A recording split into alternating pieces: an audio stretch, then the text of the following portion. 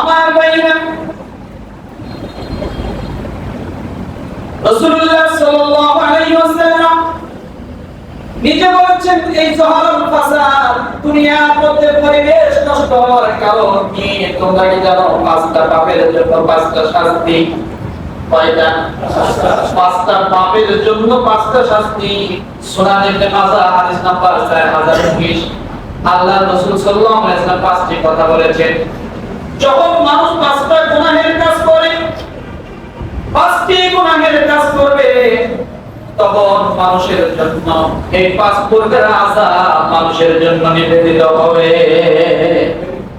কয়টা গুনাহ? পাঁচটা। কয়টা শাস্তি?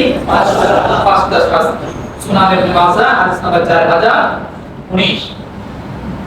এক নাম্বার গুনাহের কাজটা হলো, ভালো করে দেখেন, যখন কোন জাতির মধ্যে প্রকাশ্যে অশ্লীলতা ছড়িয়ে পড়বে, ভালো করে বুঝুন, যখন কোন জাতির মধ্যে প্রকাশ্যে অশ্লীলতা ছড়িয়ে পড়বে, তখন এক নাম্বার শাস্তি হলো, তখন সেখানে মহামারী ভাইরাস, করোনা ভাইরাস দেখা দিবে।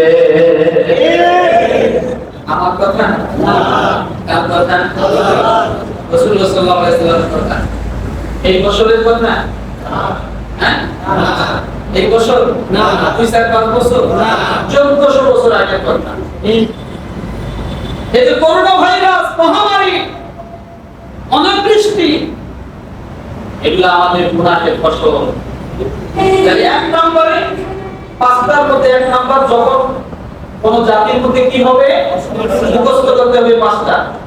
যখন কোন জাতির মধ্যে প্রকাশ্যে অশ্লীলতা ছড়িয়ে পড়বে, তখন কি হবে? বিভিন্ন মহামারী, ভাইরাস, বিভিন্ন প্রেরক তাদের উপরে নিবেদিত হবে, এটার দ্বারাই তারা ধ্বংস হবে। তাহলে এটা আমাদের মাঝে হয়েছিল কিনা? তাহলে বোঝা গেল আমরা এই অশ্লীলতার ভিতরে হাবুডুবু খাচ্ছি। অশ্লীলতার ভিতরে হাবুডুবু খাচ্ছি।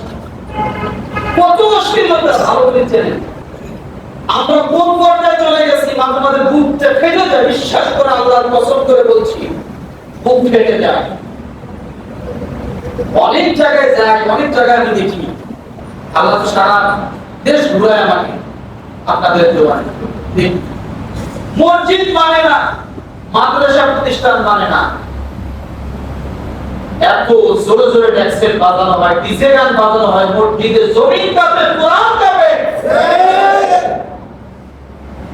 আয়ানার মতো মানুষগুলোকে ডেকে বাজে না। তারা একটা কথা বলতে পারে না যে একটা মসজিদের পবিত্রতা রক্ষা করা দরকার।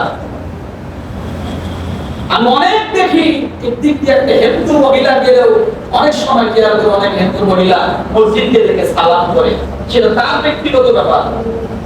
কিন্তু কেন করে বুঝুন তো? সম্মানার্থে করে। হিন্দু মহিলা মসজিদকে সম্মান করে, মুসলমানের বাচ্চা আজকে মসজিদের পাশে ডিজে গান বাজায়, একটু কবিতা বাজে না। সেই সমস্ত এলাকায় মানুষ নাই, মানুষ নাই, সেই সমস্ত এলাকায় মানুষ নাই। আল্লাহর কাজ করে একদিন দাঁড়াতে হবে, কবরে যাইতে হবে, মসজিদের দিন আপনার বিরুদ্ধে সাক্ষী দিবে। মসজিদে কোরআন আছে, আপনার ডিজে গেলে মসজিদ কাঁপে। এগুলো বন্ধ করা দরকার। নীতিবাচক লোক নাই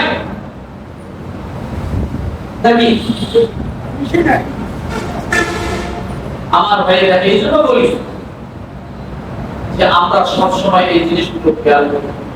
অশ্লীলতা প্রকাশ্যে ছড়িয়ে পড়ছে। আপনি একজনকে মন চাইলে ভালো একটা কথা বলতে পারবেন না, সোজা সোজা আপনার কি বলবে? আমার ভাইয়েরা, দ্বিতীয় নম্বরের কথাটা মনে রাখুন। দ্বিতীয় নম্বরে গুনাহের যে কাজটা, যখন কোন জাতি ওজনে মাপজোপে কম দেয়, দ্বিতীয় গুনাহ কি? ওজনে কম দেয়। এটা হলো দ্বিতীয় গুনাহ। মনে রাখুন, পাঁচটা মুখস্থ করতে হবে, সময় কম আসলে তাড়াতাড়ি শেষ করুন। যখন কোন জাতি ওজনে কারচুপি করে, মাপজোপে কম দেয়, সেই মাপজোপে কম দেওয়ার গুনাহের শাস্তি হলো তখন তাদের উপরে নেমে আসে দুর্ভিক্ষ। কি নেমে আসে? দুর্ভিক্ষ, কঠিন বিপদ এবং মুসিবত তার উপর নেমে আসে। তাহলে মাধ্যমে কম দিলে দুর্ভিক্ষ হয়, আপদ বিপদ মুসিবত বেশি হয়। আর অশ্লীলতা ছড়াইলে মহামারী প্লেগও এগুলো হয়। তৃতীয় নাম্বার গুনাহের কাজ হলো যে জাতির উপর যাকাত খরচ হয় আর সেই জাতি যদি যাকাত না দেয়, যাকাত দিতে কারচুপি করে, যাকাত দিতে যদি অস্বীকার করে, তাহলে তৃতীয় নম্বরে যাকাত না দেওয়ার গুনাহের শাস্তি হলো তখন আসমান থেকে বৃষ্টি আল্লাহ তাআলা বন্ধ করে দেন। আজকে বৃষ্টি বন্ধ, অনাবৃষ্টি চলছে, তাহলে বোঝা গেল যে জাতি যাদের উপর যাকাত ফরজ হয়েছে সঠিক নিয়মে যাকাত দিচ্ছে না। সঠিক নিয়মে কি যাকাত দিচ্ছে না। যাকাতের সাথে বৃষ্টির সম্পর্ক মানে যাকাতের সাথে রিজিকের সম্পর্ক। কিসের সম্পর্ক? যাকাতের সাথে রিজিকের সম্পর্ক। বৃষ্টি মানে রিজিক। তাহলে আপনি যাকাত দিচ্ছেন না, না দেওয়ার গুনাহের শাস্তি হলো বৃষ্টি হবে না, না বৃষ্টি চলবে। আমার ভাইরা, চতুর্থ নম্বর গুনাহের কাজটা হলো যখন কোন জাতি আল্লাহ ও তার রাসূলের অঙ্গীকারকে ভঙ্গ করে, অর্থাৎ ঈমান আনে না, আমল করে না, যখন যেদিকে যায় তখন সেই দিকে, যেদিকে ঝড় বৃষ্টি সেই দিকে ছাতা, কিন্তু সময় মসজিদে, কিন্তু সময় মন্দিরে আসে না নাই। এমন জাতি যখন এই গুনাহের কাজগুলো করবে, সঠিকভাবে ইস্তেকামাতের সাথে মুসলমানিত্ব বজায় রাখবে না, আল্লাহর হুকুমগুলো পালন করবে না, তখন 4 নম্বরে ওই জাতির উপর শাস্তি আসবে, তাদের উপর তাদের বিজাতীয় দুশমনকে ক্ষমতাসীন করে এবং সে তাদের সহায় সম্পদ সবকিছু কেড়ে নিয়ে নেবে। যখন দুটানার ভিতরে থাকবে, আল্লাহর হুকুম রাসূলের তরিকা মোতাবেক জীবন যাপন করতে যাবে না, তখন কি?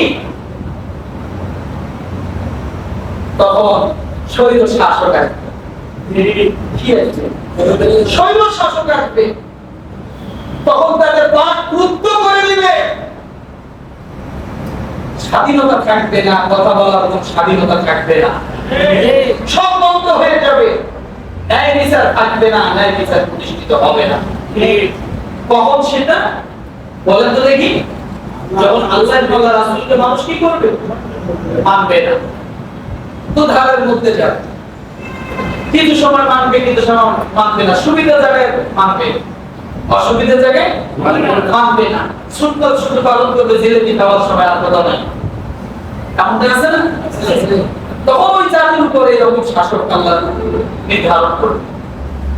পঞ্চম নম্বরের গুনাহের কাজ হলো যখন তোমাদের শাসক বর্গ আল্লাহর কিতাব মোতাবেক ফয়সালা করবে না, আল্লাহর হুকুম মোতাবেক ফয়সালা করবে না, আল্লাহর হুকুম মোতাবেক জীবন যাপন করবে না, মুসলমানের শত্রু হবে, দাদা বাবুদের বন্ধু হয়ে যাবে।